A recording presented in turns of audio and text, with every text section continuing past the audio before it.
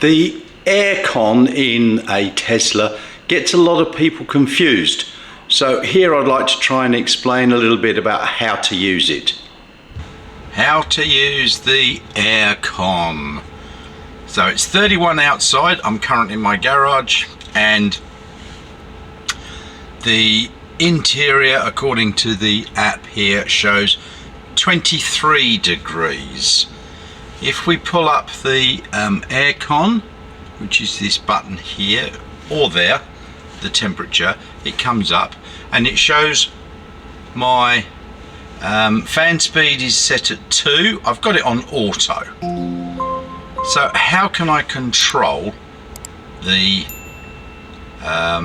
firstly the airflow? As you can see here, this is the airflow and it gives the direction, and you can also split it. So I usually have it set about there, and I can feel that blowing onto my face, and then likewise the passenger can adjust it here as well. So that's adjusting the vents. Now what you'll notice is it's not blowing a heap onto your face. If we go and put the fan up, you'll hear it blowing, and now I can feel it actually blowing onto my face. But if you put it on auto, it tends to shut it down quite considerably, because what it's doing is getting the temperature set inside the car to what you've got it set. So I've got it set to 22, and as you could see a little while ago, it was 23 in the car, so it doesn't need to be blowing a lot.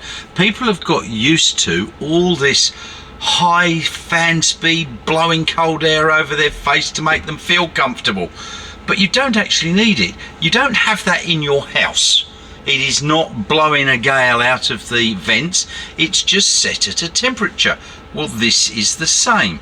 If you want to increase and have a bit more blowing, you've got a choice of either decreasing the temperature, see how the fan speed is now increasing, or if you want to leave it, then you just change the fan speed to what you feel comfortable with. You can adjust it so that it's going up the windscreen onto your face or down, and that's in the front, and then you can also put it on in the rear. But really that's, you know, if you've got people in the back, you can adjust it in the rear.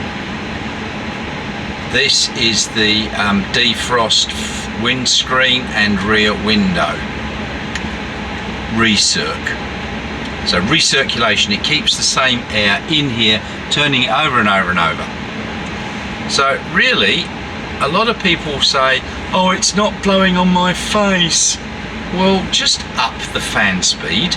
This, if I put that there and I'm sitting in my driving position, it's blowing on my face. If I pull that down a bit, it's blowing more onto my neck. All right, so you've just got to adjust it so that it's at the level that you want. As I said, you can split it so that it goes either side, or have it blowing straight on. You will just have to adjust the fan speed. For those of you that like having ice cold air blowing at your face to make you feel comfortable, honestly, I don't think it's necessary, because you don't have it at your home aircon. If I've got my home aircon on, it just gets the temperature set nicely. That's what this does. So if you want, you can set it down to a slightly cooler temperature, and then you'll feel it. So you've got 31 outside, I've got that set to 21 inside, and according to the app, if I can get into my phone,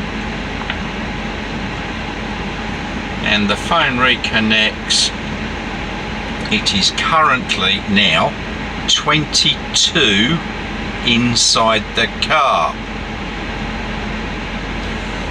and I've got it set to 21. I usually have it set to 22. Now the other thing that you can do is split, and then if I change the temperature here, it is not changing there, okay? Or you turn off split, it will go back to being the same both sides.